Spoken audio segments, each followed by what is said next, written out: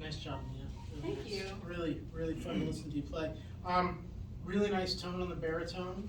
And in both registers, upper and lower, some really nice things happening there. So I really enjoyed it quite a bit. Thank you for taking the baritone seriously and playing it so well. Good. So the one thing I want to work with you on, or at least talk to you about, plant the seed today about, is actually articulation. In your loud sections and whenever you have an accent, you're articulating really heavily, and it actually sometimes distorts the tone a little, changes your sound.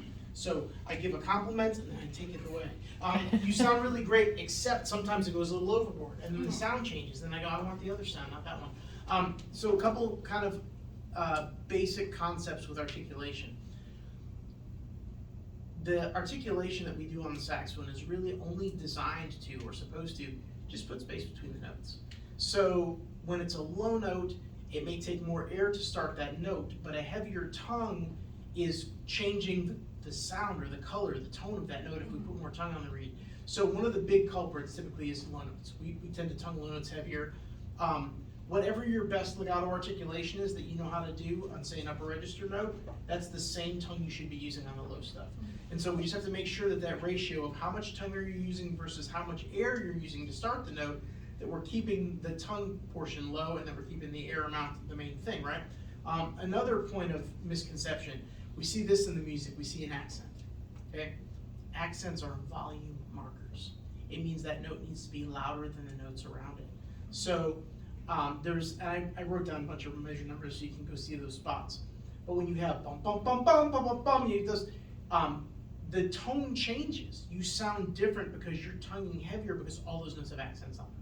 And so, again, all we're gonna be doing is,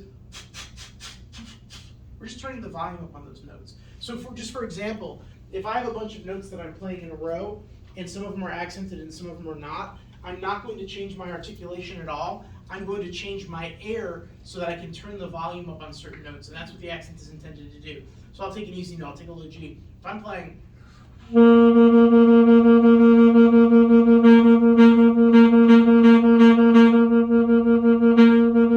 I'm just the air. But I don't want to tongue any heavier because as soon as I do that, my sound changes. It's a totally different thing. It has a totally different sound to it. And that's what was happening, again, usually loud or notes with accents on them. So go back and listen for that because the sound is really good, especially when you go to play these low notes. All it takes to make a note happen on the saxophone is air. The tongue is bonus. It's okay, well now instead of hearing air noise at the beginning, we hear precision, we hear clarity, because we're taking the tongue away as we start the note. But we don't need to put a lot of tongue on the reed, we need to pull it away hard. All that creates excess noise, okay? Again, your control of the horn, your control of air and all that was really, really good, okay?